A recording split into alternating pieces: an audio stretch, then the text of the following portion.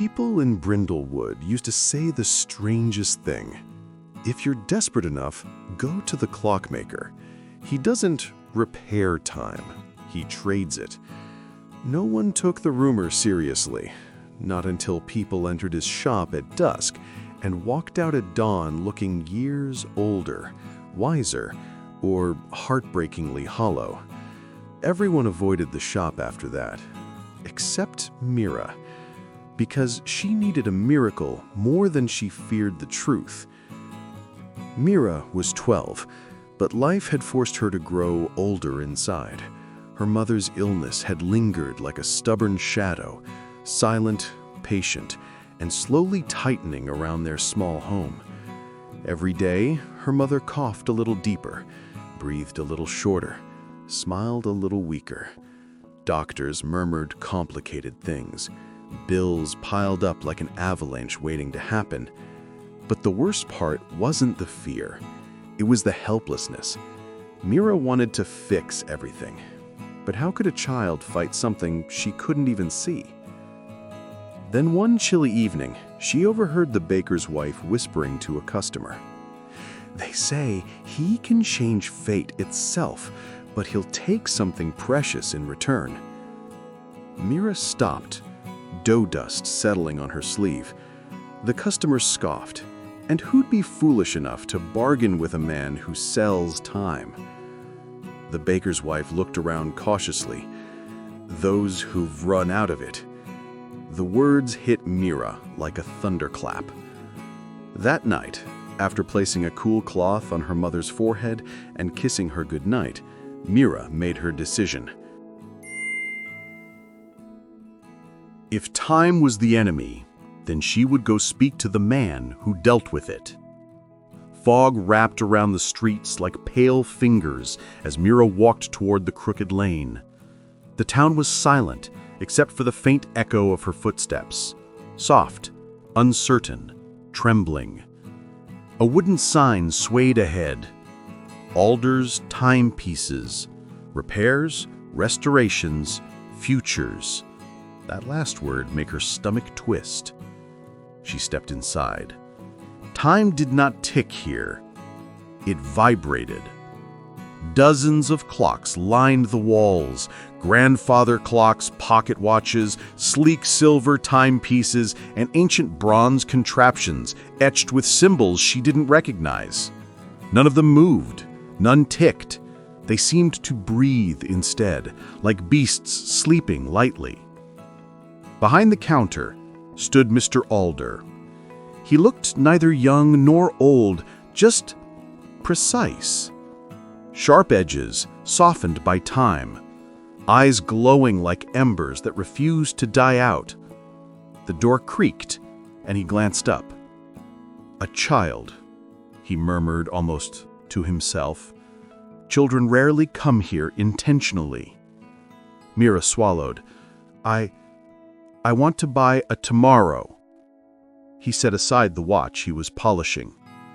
"For whom?" "For my mother."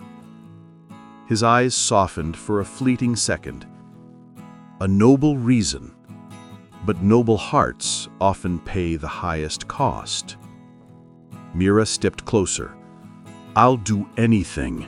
With a flick of his wrist, a tall cabinet unlocked, its doors swinging open to reveal pocket watches glowing softly, like captured fireflies. "Each watch contains a tomorrow," Alder said. "Not a wish, not luck, a new reality." He selected a golden watch. Its light pulsed like a heartbeat. "This one offers a tomorrow where your mother wakes healed." Mira's breath caught. "What's the price?" "Your voice."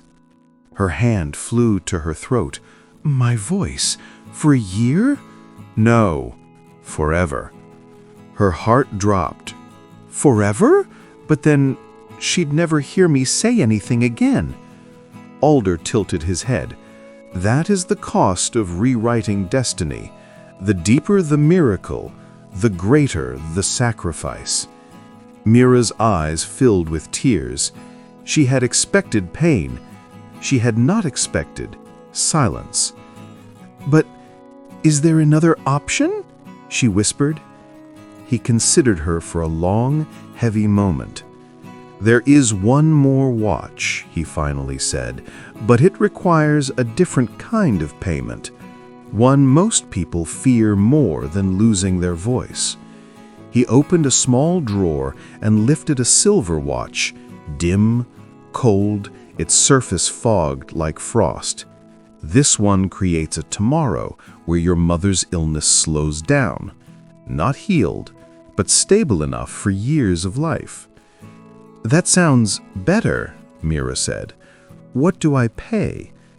"Time, your childhood." Her breath froze. What does that mean?" "You will wake tomorrow as a grown woman, an adult, with all the years between now and then taken away. You will lose play, innocence, discovery. You will gain responsibility, maturity, burden." Mira stared at him, horrified. "That's not fair." "Neither is losing a mother." His words slipped through the room like smoke. Mira pressed her palms to her eyes, trying to think. She imagined waking up older, skipping birthdays, skipping growing, skipping laughter, trading everything for stability, not healing.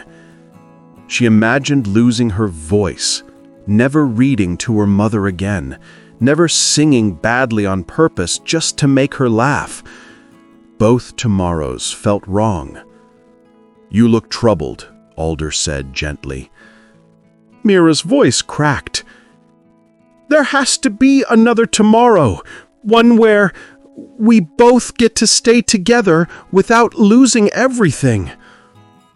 Alder stepped closer until he was eye level with her. "There is one final tomorrow, but it is the most dangerous of all." He placed a black watch on the counter. Its surface absorbed light instead of reflecting it. "This tomorrow does not heal or slow the illness. Instead, it gives you the power to carry your mother's burden." Mira blinked. "What does that mean?" "It transfers her illness to you." Her lungs froze.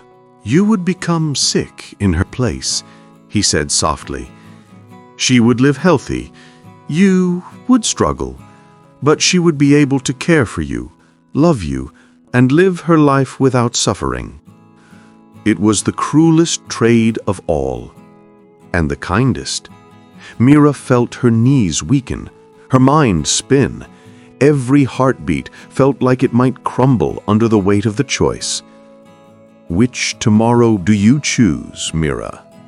She raised her head slowly. "I choose none of them." Alder blinked. "I won't give up my voice. I won't give up my childhood. And I won't give my mother my suffering." Tears streamed down her cheeks.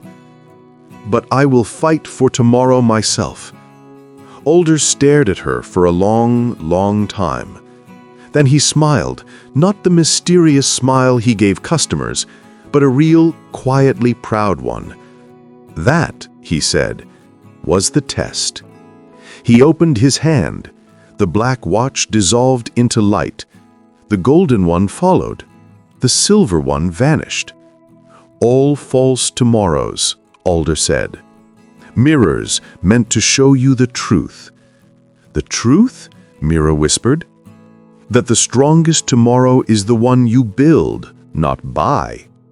He handed her a plain old pocket watch, scratched, simple, silent. Inside it was one inscription: "Courage creates the future." "Take it," Alder said, "not as a bargain, as a reminder." Mira clutched it tightly, and as she stepped outside, the fog seemed a little lighter, the night a little warmer. We often search for easy escapes, magical shortcuts, or instant solutions to pain. But the truth is, the future isn't changed by bargains. It's shaped by courage, love, and perseverance. Sometimes we discover our strength only when we are forced to face life boldly. Mira didn't save her mother with magic. She saved her by choosing hope over despair, action over fear, love over sacrifice. Remember Mira's story whenever life feels overwhelming. You don't need a miracle to fix your world. You need resilience, courage, and the belief that tomorrow is worth fighting for. Every small step forward is a victory. Every effort is a seed of hope. Your tomorrow begins with what you choose today. Thank you for listening. Remember, tomorrow isn't waiting in a clockmaker's shop. It's already in your hands, quietly ticking with hope. If this story touched you, don't forget to like and subscribe, because who knows, your next favorite tale might be just one click away.